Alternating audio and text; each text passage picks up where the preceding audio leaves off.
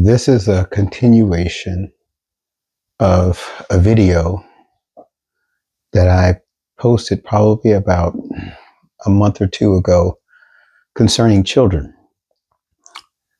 And the name of that video was the 3 characteristics that you would want to see in your child that you could say, okay, I did a decent job as a parent. And first of all, I am not a clinically trained behavioral specialist, nor am I a psychologist or psychiatrist, or have no academic training in those fields. So if you're looking for that type of professional advice, then you'd have to go to other platforms, which they're out there. Many are out there. However,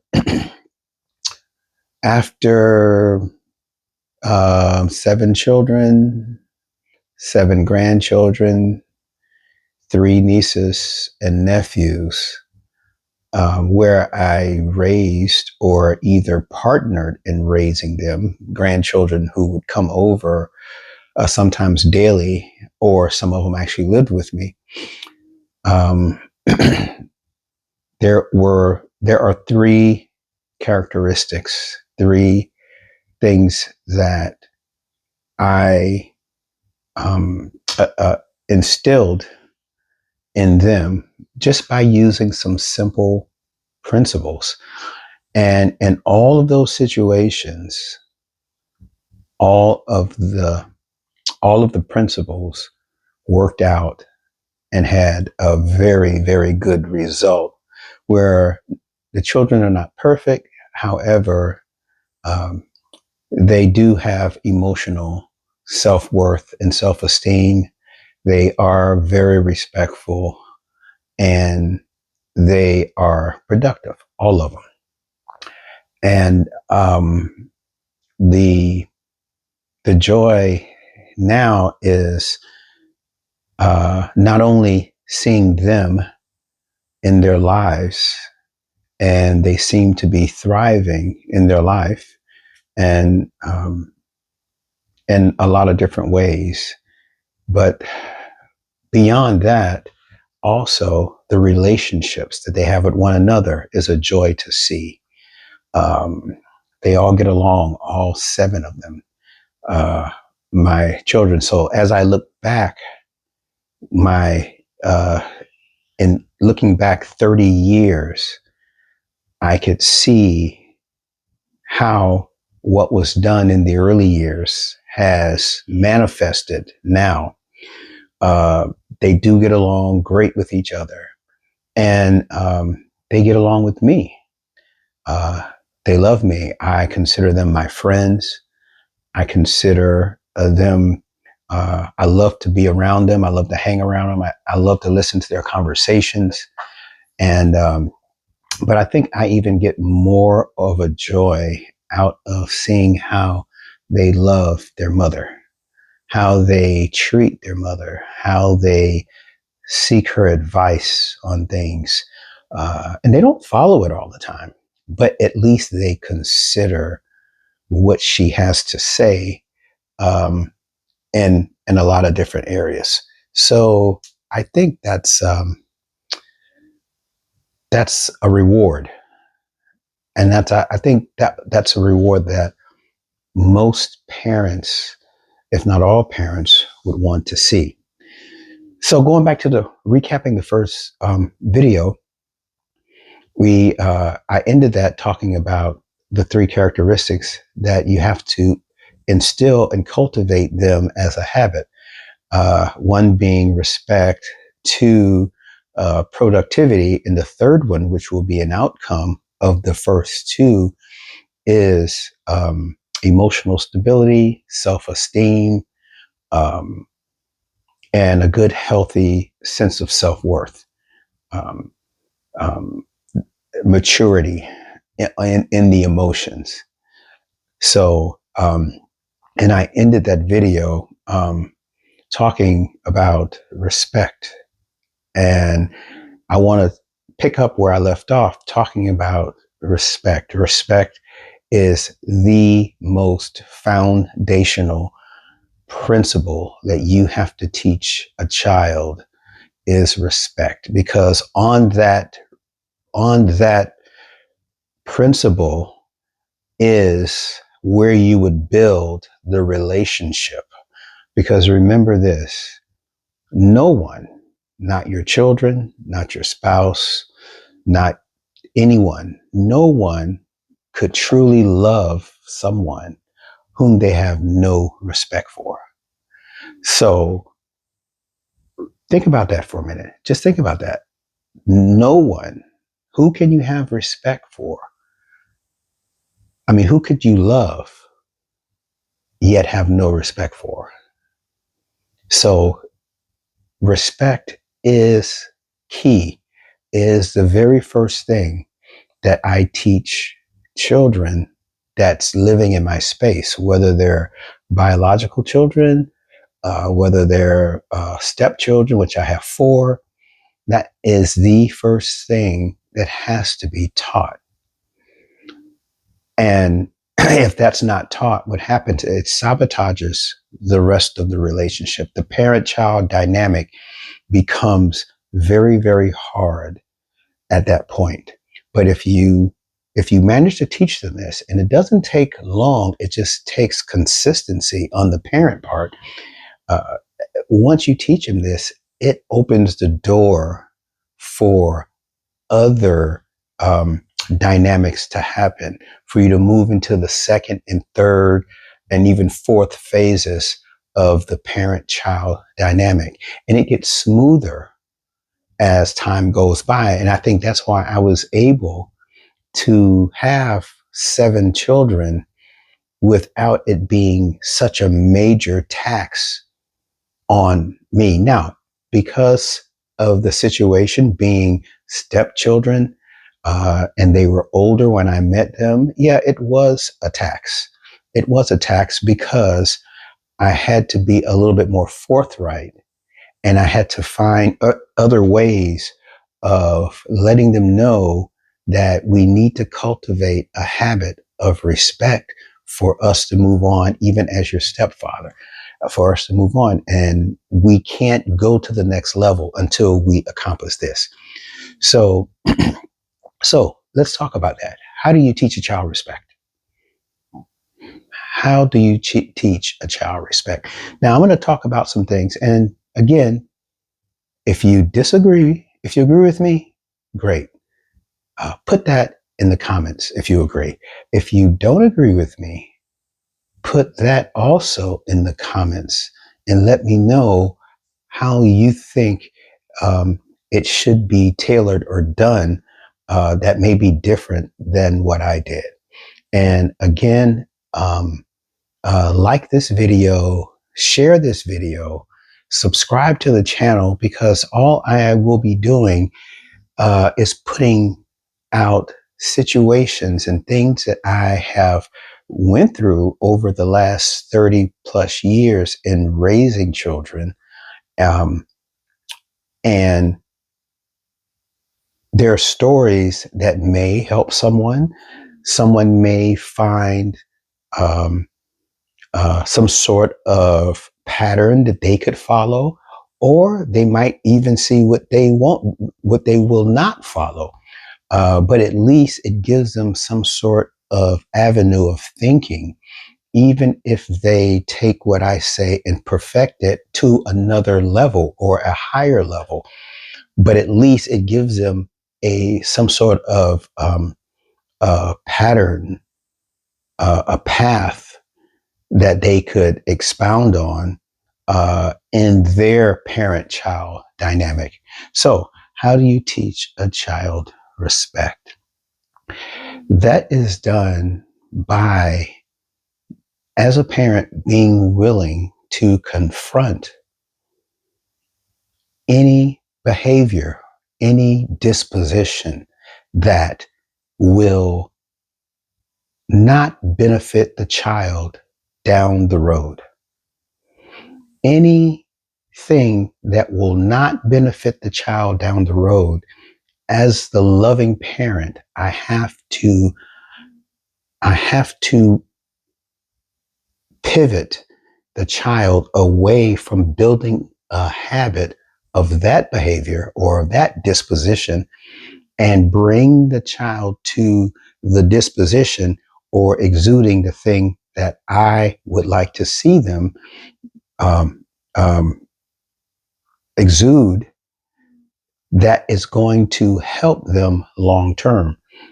I want them to uh, build and cultivate a habit of attitudes that I know will be beneficial for them down the road. Remember, we're not parenting for today. We're not parenting for the moment. We're parenting with the end in mind. You're beginning with the end in mind. And you're thinking about that child not as just that child, but as what they're going to become, where you're taking them. Oftentimes, we allow children to do things and we give the excuse, well, they're just children. Yeah, but they're going to spend way more time of their existence being an adult than being a child. So I need to parent them according to that end, the end of what I want to see them be, the end of where I know it would be beneficial for them to end up in their mannerisms, in their attitudes, in their responses. I want to teach the child responsibility. Think of that word, responsibility. That is the ability to respond correctly. And that is not very hard to do, but you have to be persistent as the parent in confronting when they act irresponsible. When they act irresponsible, when they give off dispositions and attitudes of irresponsibility, then I need to switch that around and say, no, I need you to know how to respond in this situation. And it could go in different ways. And we'll get more into that later. Um, but remember, you are teaching the child a habit that's going to benefit them down the road. You know, my son, um, because I grew up in a military home, I had to answer my father, yes, sir, no, sir. So that is, to me, that's just to respect. And I taught my sons to say yes, so yes, sir, no, sir to me. And I was told that, this is old stuff. This is not, this is not back in the '60s or the early '70s when you grew up. This is the modern day. That's just old. Um, but my son, when he was probably about 16, maybe, he was riding his bicycle coming home. Well, he could have been 16 or 17, coming home from um, work late one night, and he had a do rag on. And some of you may know what that is, what a do rag is. So he's riding his bike fast because that's the only speed he knew how to ride is fast. And he's going through a neighborhood, and it was a ritzy neighborhood, cutting through to get home.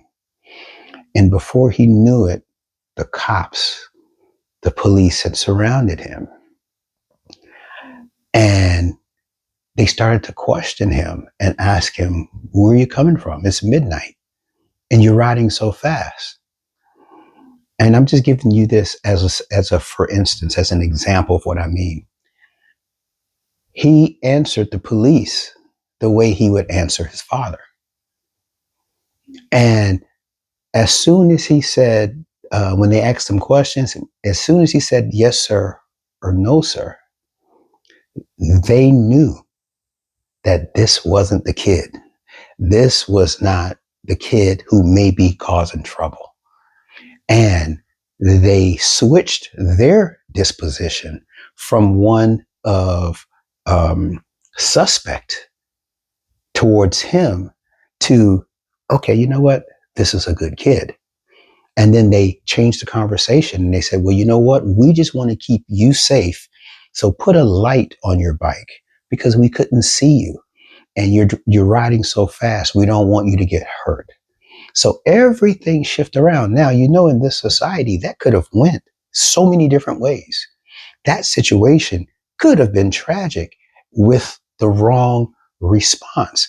So my son, I taught him the ability to respond correctly. That's responsibility.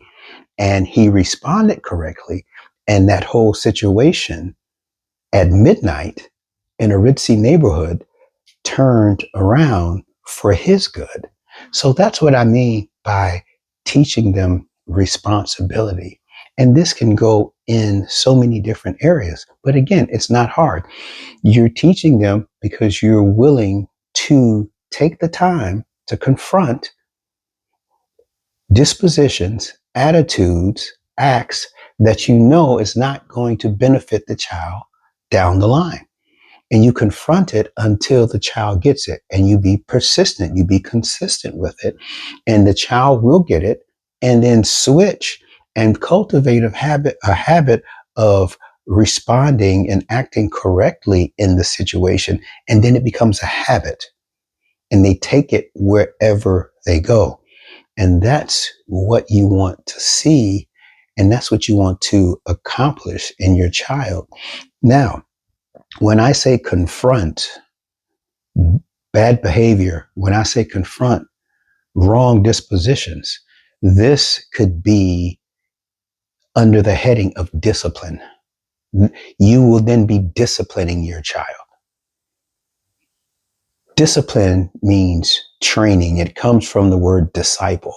That child becomes you're the trainee, and you, the parent, because you're parenting with intention, you become the trainer and you're disciplining that child. Now, discipline coming from the parent has to know that that child knows that you love him or her. That child has to know this because when you discipline a child, when you confront a child, it's it's compared to writing a check on an account, a bank account.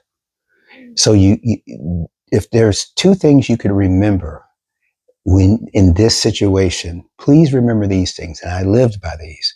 First thing, you have to have your emotions as the parent, as the caregiver, as the grandparent under control. You cannot discipline out of anger. Remember, because it's not for you, it's for the child. So you have to have your frustration, your emotions under control first. Then you go to the child to discipline them. You are writing a emotional check in your discipline. And you have to know that there is enough deposit from care, from love, concern, from time spent.